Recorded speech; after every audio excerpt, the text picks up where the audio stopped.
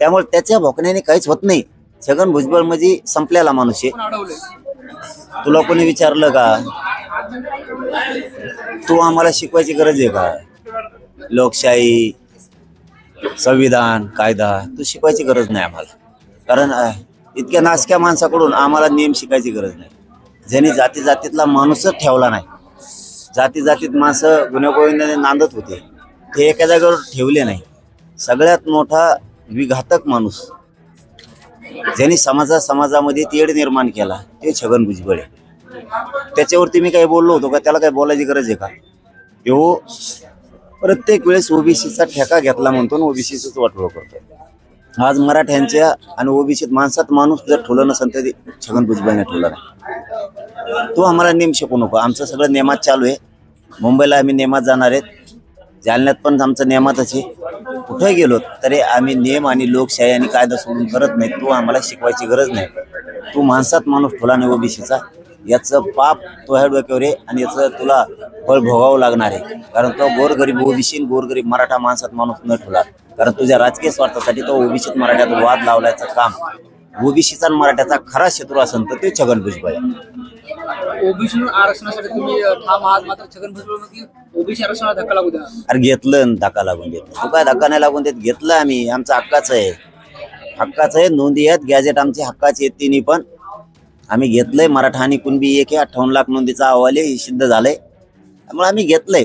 तू उगाच शाणार आहे, आणखीन बी शाना हो. पागल सारखं करू नको. तुला मंत्रिपद मिळालंय ना, गप तुकडे मोडून खाय. तू आता तू भोकायचं काम करू नको. तुझ्यामुळं देवेंद्र फडणवीस पुन्हा अडचणीत येईल आणि तिन्ही पक्षाची सत्ता तुझ्या एकट्यामुळे पुन्हा अडचणीत येईल. तू आपलं नीट राह, दुसऱ्याला शिकवू नको. तुझं भागलंय आता, तू त्या पद्धतीने चालू दे. ओबीसी समाजामध्ये घुसण्याचा प्रयत्न केला तर ते आम्ही सहन करणार नाही असा इशारा छगन भुजबळ आता त्याला काही डोकं आहे का नाही? कशाला मंत्री केले त्याला अजितदादांनी? काही कळतच नाही. अरे मराठ्याच्या नोंदी सापडल्या. मराठे ओबीसीत जाणार आहेत, ते बी फडणवीस सरकारलाच न्यावं लागणार आहेत. मराठ्यांना न्यावाच लागणार आहे. कारण आमच्या नोंदी सापडल्या. आमची जर जमीन सापडली 7/12 तुम्ही कसं काय देत नाहीत? त्यामुळे त्याच्या भोकण्याने काहीच होत नाही. छगन भुजबळ म्हणजे संपलेला माणूस आहे. मग संपलेला असताना काय करायचं? राजकीय स्वार्थ कसा साधायचा?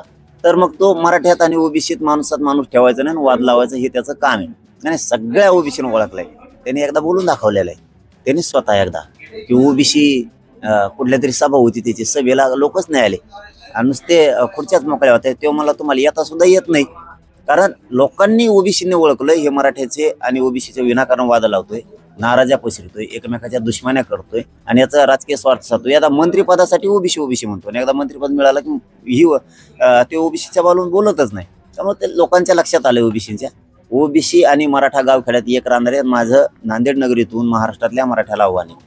ओबीसी मराठ्यात यांनी या 4-5 जणांनी ज्यांनी ठेका घेतलाय देवेंद्र फडणवीसांचा ऐकून, ह्या भुजबळसह यांचं ऐकून ओबीसी मराठ्यात अजिबात वाद करायचा नाही. आपण दोघांनी एकमेकाच्या अंगावर जायचं नाही.